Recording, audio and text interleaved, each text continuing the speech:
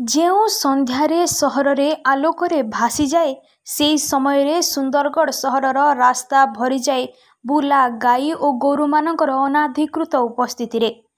Government college road, Rourkela ଛକ, ପତ୍ରାପାଲି ଛକ, mission road, ରାନୀବଗିଚା bypass ଯେଉଁଠି ସନ୍ଧ୍ୟା ସମୟରେ ବହୁମାତ୍ରାରେ ଜନସାଧାରଣଙ୍କ ଚଳାଚଳ ହୁଏ, ସେଠି ଏବେ ପ୍ରତିଦିନ ଶହ ଶହ ବୁଲା ଗାଈ, ଗୋରୁ ଓ ବଡ଼ ବଡ଼ ଷଣ୍ଢମାନଙ୍କର ଦଖଲ ଦେଖାଯାଉଛି। ରୋଡ଼ ଉପରେ ବୁଲା ଗାଈଗୋରୁମାନେ ଗୋଠ କରିବାର ଫଳରେ ଟ୍ରାଫିକ୍ ସମସ୍ୟା ଉପୁଜିଛି। ଆମ୍ବୁଲାନ୍ସ ଅଟକିଯିବା, ଦୁର୍ଘଟଣା ଘଟିବା ଏସବୁ ଆଜି ନିତ୍ୟ ଦୃଶ୍ୟ ହୋଇପଡ଼ିଛି। କେବେ ଗାଈଗୋରୁ ଆଘାତ ହୁଅନ୍ତି ତ କେତେବେଳେ ଚାଳକ ଗାଡ଼ି ଧକ୍କା ଖାଇ ଅସୁସ୍ଥ ହୁଅନ୍ତି। ବେଶୀ ଦୁଃଖ ତ ସେତେବେଳେ ଲାଗେ ଯେତେବେଳେ ଗୁରୁତର ରୋଗୀ ଆମ୍ବୁଲାନ୍ସ ଯୋଗେ ହସ୍ପିଟାଲ ଯିବା ସମୟରେ ଏମାନେ ତାଙ୍କ ପାଇଁ ବାଧା ସୃଷ୍ଟି କରନ୍ତି।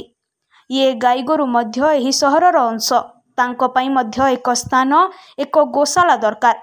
ବିଭିନ୍ନ ମହଲରେ ଏହା ପାଇଁ ଦାବି ହେଉଛି, କିନ୍ତୁ ବ୍ୟବସ୍ଥା ହେଉନାହିଁ।